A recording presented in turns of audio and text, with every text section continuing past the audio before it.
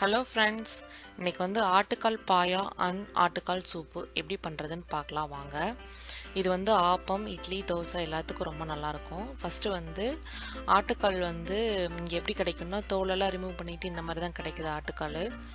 So இதில் வந்துட்டு என்னென்ன ஆட் பண்ணலான்னா சீரகம், மிளகு, சின்ன வெங்காயம் வந்து ஒரு 4-5, பூண்டு வந்து ஒரு 10, கருவேப்பிலை இதெல்லாம் போட்டுட்டு அதோட வந்து உப்பு, மஞ்சத்தூள் ரெண்டையும் போட்டுட்டு அது தேவையான அளவு தண்ணி ஊற்றிட்டு நல்லா விசில் விட்டுக்கோங்க. கொஞ்சம் உப்பு போட்டுக்கோங்க, மஞ்சத்தூள் போட்டுக்கோங்க. நல்லா கொதிச்சதுக்கப்புறம் ஒரு 7-8 விசில் விட்டுக்கோங்க. எந்த அளவுக்கு நல்லா வேகுமோ அதுக்கப்புறம் விசில் விட்டுக்கோங்க. விசில் விட்டுட்டு சைடில் நம்ம என்ன பண்ணலான்னா குழம்புக்கு தேவையானதுக்கு மசாலாவை அரைச்சிக்கலாம். ஃபஸ்ட்டு வந்து எண்ணெய் கொஞ்சம் ஊற்றி வெங்காயம், பூண்டு, கருவேப்பிலை இதெல்லாம் போட்டு நல்லா வதக்கிடுங்க. நல்லா வதக்குனதுக்கப்புறம் வந்து என்னென்ன மசாலானா garam masala, chilli powder, coriander powder, மஞ்சத்தூள் இதை 4ஐயும் போட்டு அந்த சூட்லேயே வந்து அந்த வெங்காயம் வதக்கணும் இல்லையா, அந்த சூட்லேயே அந்த பொடியோட பச்சை ஸ்மெல் போகிற அளவுக்கு நல்லா வதக்கிக்கோங்க. இதை வந்து அரைச்சி அப்படியே மசாலாவை எடுத்து வச்சுக்கோங்க. இப்போ வந்து ஊர்லெலாம் என்ன பண்ணுவாங்கன்னா ஆட்டுக்கால் வந்து இந்த மாதிரி நம்ம அந்த தீயில வாட்டினதுக்கப்புறம் அந்த தோலெல்லாம் ரிமூவ் பண்ணிவிட்டு இந்த மாதிரி விசில் விட்டுட்டு அப்படியே வந்து நைட்டு வச்சுருவாங்க. காலையில் எழுந்திரிச்சு அந்த தண்ணியை வடித்து குடிப்பாங்க. ஸோ அந்த மாதிரியும் பண்ணிக்கலாம்.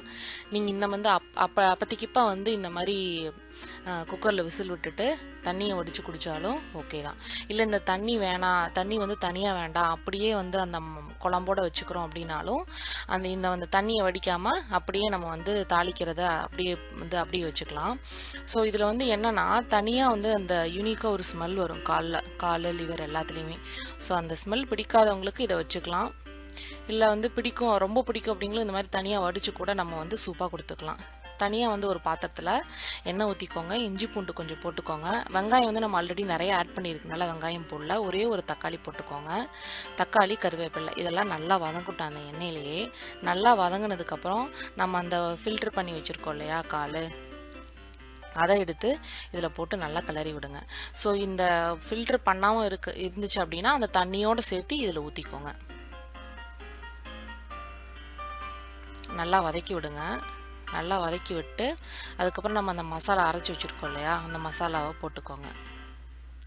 தேவையான அளவு தண்ணி ஊற்றிக்கோங்க. அவ்வளோதான், குழம்பு ரெடி ஆயிடுச்சு. ஸோ இது வந்து நம்ம சூப்பாகவும் யூஸ் பண்ணிக்கலாம், குழம்பாகவும் எடுத்துக்கலாம். இது வந்து இட்லி தோசைக்கு ரொம்ப அருமையாக இருக்கும். பட் ஆப்பம் வந்து இன்னும் ரொம்ப நல்லாயிருக்கும் ஆப்பத்துக்கு. அதனால் நான் இன்றைக்கி வந்து ஒரு சண்டே மார்னிங் பண்ணேன், ஆப்பம் ப்ளஸ் இது பண்ணேன். ரொம்ப நல்லா இருந்துச்சு. இப்போ நம்ம ஆட்டுக்கெல்லாம் வந்துட்டு குழந்தைங்கள்லாம் வந்துட்டு ஃபஸ்ட்லேருந்தே அதை கொடுத்து பழக்கினா தான் வந்து அவங்களுக்கு அந்த டேஸ்டெல்லாம் தெரியும் அவங்களுக்கு. இப்போ நம்ம வந்து சூப்பை அந்த தண்ணி எடுத்தனால ஆயில் வந்து அளவாக தான் வெளியே வரும், இல்லைன்னா ஆயில் நல்லா வெளியே வரும். ஸோ இதை நல்லா கொதிச்சதுக்கப்புறம் ஒரு கப்பு வந்து கோகோனட் மில்க் ஊற்றிக்கோங்க. இல்லை தேங்காயை அப்படியே அரைச்சி போடுறதுனாலும் நீங்கள் அப்படியே அரைச்சி போட்டுக்கலாம். அவ்வளோதான், குழம்பு ரெடி ஆயிடுச்சு. அடுத்தது ஆப்பத்துக்கு தேவையான எல்லா இதுவும் வந்து போட்டிருக்கேன் நான். போட்டுட்டு தேங்காயை அரைக்காமல் வந்து உள்ளே சேர்க்காமல் வந்து நான் வந்து ஓவர் நைட்டு அப்படியே வந்து புளிக்க வச்சுருக்கேன். அப்புறமா காலையில் தேங்காய் பாலை ஊற்றிக்கிட்டேன் அதில் மாவில். இப்போ வந்து குழம்பு ரெடி ஆயிடுச்சு. ஆப்பத்துக்கு ரெடி பண்ணிடலாம். ஆப்பம் வந்து ரெண்டு வகையாக சொல்லலாம். ரொம்ப தடிமனாகவும் சொல்லலாம், ரொம்ப லேசாகவும் சொல்லலாம். தடிமனாக வேணும் அப்படின்னா கொஞ்சம் மாவு அதிகமாக ஊற்றிட்டு ஒரு சுற்றினீங்கன்னா அந்த நடுவில் வந்து கொஞ்சம் தடிமனாக இருக்கும், அதோட டேஸ்ட்டும் நல்லாயிருக்கும். இன்னொரு வகை என்ன அப்படின்னா கொஞ்சம் கம்மியாக மாவு ஊற்றிக்கிட்டு ஒரு சுற்றினீங்கன்னா நல்லா தின்னாக கிறிஸ்பியாக இருக்கும் ரொம்ப. இது வந்து வெளியே கிறிஸ்பியாக இருக்கும், நடுவில் வந்து கொஞ்சம் இதாக இருக்கும், ப்ளஃபியாக இருக்கும். அது வந்து ஃபுல்லாகவே தின்னாக இருக்கும். ரெண்டு டேஸ்ட்டும் ரொம்ப நல்லாயிருக்கும்.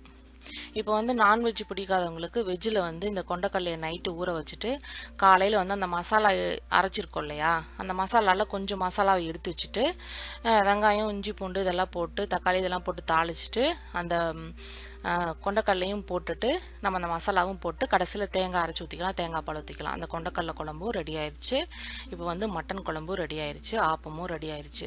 ஸோ இதை செஞ்சு பாருங்கள், ரொம்ப நல்லாயிருக்கும். இந்த வீடியோ பிடிச்சிருந்தா உங்கள் ஃப்ரெண்ட்ஸோட ஷேர் பண்ணுங்கள், லைக் பண்ணுங்கள், மறக்காமல் சேனலை சப்ஸ்கிரைப் பண்ணுங்கள்.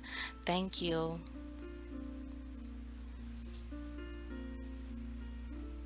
இப்போ இந்த சூப்பில் வந்துட்டு நம்ம வந்து உப்பு, பெப்பர் போட்டு அப்படியே வெங்காயத்தாள் போட்டு அப்படியே குடிச்சுக்கலாம்.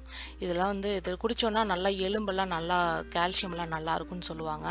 நீங்கள் கண்டிப்பாக கிடச்சிதுன்னா ட்ரை பண்ணி பாருங்கள். ரொம்ப நல்லாயிருக்கும் டேஸ்ட்டு. பழக்குவோம் குழந்தைங்களுக்கு. நம்ம அந்த காலத்தில் சாப்பிட்ட மாதிரி நம்மளும் செஞ்சு பழக்குவோம். இந்த வீடியோ பிடிச்சிருந்தா லைக் பண்ணுங்கள், ஷேர் பண்ணுங்கள் மறக்காமல். ரொம்ப நன்றி. பாய் பாய்.